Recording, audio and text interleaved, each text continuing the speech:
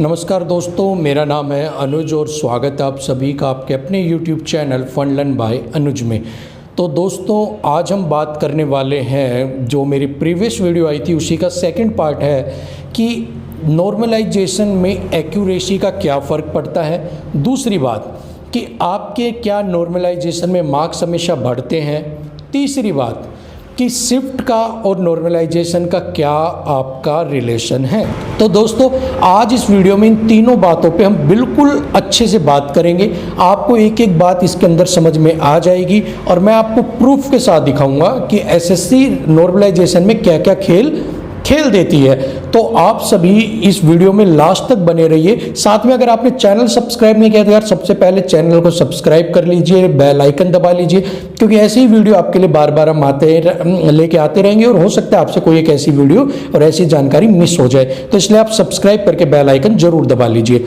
तो दोस्तों, अब हम बात करते हैं बिना टाइम को वेस्ट किए कि आपका नॉर्मलाइजेशन में जो प्रोसेस होता है वो क्या होता है। नॉर्मलाइजेशन प्रोसेस क्या होता है, सबसे पहले ये समझ लीजिए कि जब आपके दो बच्चे हैं, एक का पेपर बहुत ज़्यादा इजी आया था, उसने 200 नंबर में से 200 ले लिए। एक बच्चे का पेपर बहुत ज़्यादा टफ आया था, उसने 200 में से 100 नंबर लिए। तो ये तो वो कहता है भाई भेदभाव हो गया हमारे साथ में कि एक का पेपर तो बहुत आसान दे दिया, एक का बहुत हार्ड दे दिया, एक तो लिखता ही गया और मेरी तो कलम ही नहीं चली उसके ऊपर। तो इसलिए एसएससी ने कहा कि भेदभाव नहीं होगा, हम सभी को तराजू में बराबर रखेंगे कि आपके नंबर भी और आपके नंबर भी, किसी के साथ भेदभाव ना हो। तो उन्होंने कहा भाई चलो ठीक है, ये प्रोसेस तो हो गया नॉर्मलाइजेशन का। आप सभी को ये समझ में भी आ गया होगा कि नॉर्मलाइजेशन ये प्रोसेस होता क्या है। अब अगली बात, एक्यूरेसी का क्या रोल होता है। तो देखिए, एक्यूरेसी का एक रोल बताने से पहले मैं आपको यह बताता हूं कि शिफ्ट का क्या फर्क पड़ता है। देखिए, जिसमें भी हार्ड शिफ्ट होती है उस शिफ्ट में आपके नंबर ज़्यादा बढ़ते हैं, जिस शिफ्ट में आपके कम हार्ड शिफ्ट होती है उसमें थोड़े नंबर बढ़ते हैं, और जो बिल्कुल ही इजी शिफ्ट होती है नंबर कई बार उसमें भी बढ़ते हैं, उसमें आपके 1 नंबर या आधा नंबर या 2 नंबर ही बढ़ते हैं। तो ये मैं आपको पहले ये बात क्लियर हो गई होगी कि नंबर आपके बढ़ जाते हैं। अब हम आते हैं दूसरी बात पे, क्या नॉर्मलाइजेशन में एक्यूरेसी की बात करने से पहले हम ये बात कर लेते हैं कि नंबर घटते भी हैं।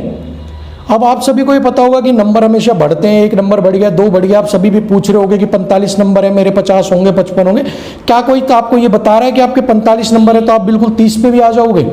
नहीं बता रहा, ये मैं आपको बता रहा हूँ, ठीक है। इसलिए आप इस वीडियो को पूरा लास्ट तक बने रहिए, क्योंकि अब जरूरी बात मैं आपसे करने वाला हूँ, बिल्कुल सुनिए आप।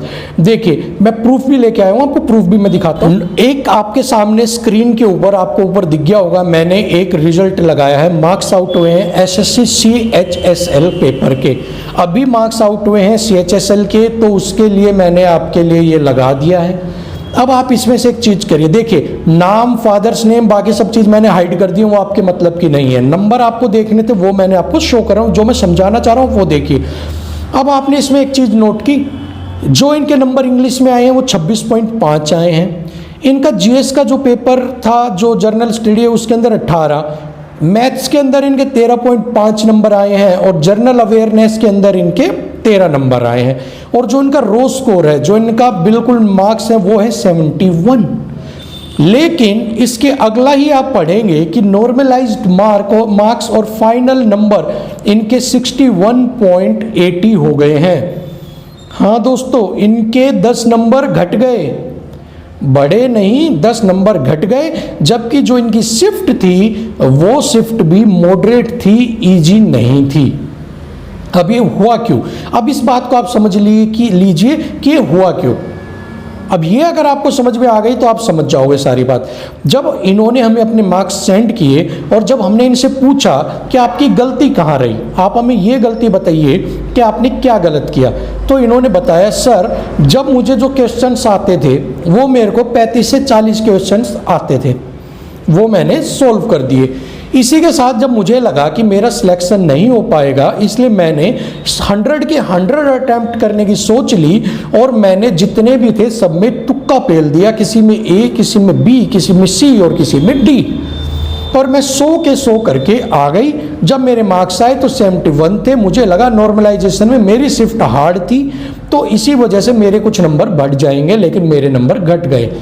तो देखिए दोस्तों, यहाँ पे जो मैंने आपको बात बताई थी एक्यूरेसी का, इन्होंने गड़बड़ की, इनके 71 मार्क्स थे, इनके शिफ्ट सब कुछ होते हुए भी इन्होंने गड़बड़ की, इसलिए इनके जो नंबर थे वो घट गए। 10 नंबर उस चीज के भी नंबर कट गए। इस बात को आप समझिएगा कि जो नंबर हैं वो एक्यूरेसी पे भी कुछ हद तक डिपेंड करते हैं। अगर आपकी एक्यूरेसी अच्छी है, आपने गलत कम किए हैं, तो आपको बेनिफिट मिलेगा। वो एसएससी आपको बताए या ना बताए, लेकिन जो उसकी एल्गोरिथम है, जो उसका एक फॉर्मूला है, उसमें एक्यूरेसी का आपके वो नंबर देखता है कि इसने गड़बड़ कितनी की है, ये सिर्फ खेलने आया था, ये सोल्व करने आया था, या ये सीरियस था। अगर आपको ये समझ में आ जाता है कि आप सीरियस थे तो आपके नंबर आपको फ़ायदा मिलता है, और वरना आपके नंबर कटते हैं। सेम शिफ्ट में इनकी दोस्त का पेपर था, उसके नंबर 10 नंबर इंक्रीज हुए हैं, क्योंकि उसके जो नंबर थे वो 140 थे और उसकी जो एक्यूरेसी थी वो बहुत अच्छी थी, और वो 150 के करीब उसके नंबर रहे हैं।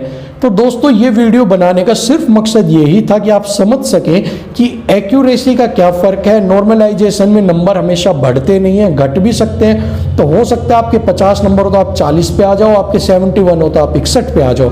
तो ये वीडियो सिर्फ आपको एक इन्फॉर्मेशन देने के लिए थी। होप सो आपको ये पसंद आई होगी। अगर ये आपको पसंद आई है तो यार इस वीडियो को लाइक, शेयर और सब्सक्राइब कर देना, क्योंकि आपके लिए हम ऐसी वीडियो लेके आते रहते हैं। साथ में वीडियो को ज़्यादा से ज़्यादा प्यार दिखाइए, और ऐसी एक वीडियो के साथ आपके सामने फिर हाजिर होंगे। तब तक के लिए जय हिंद।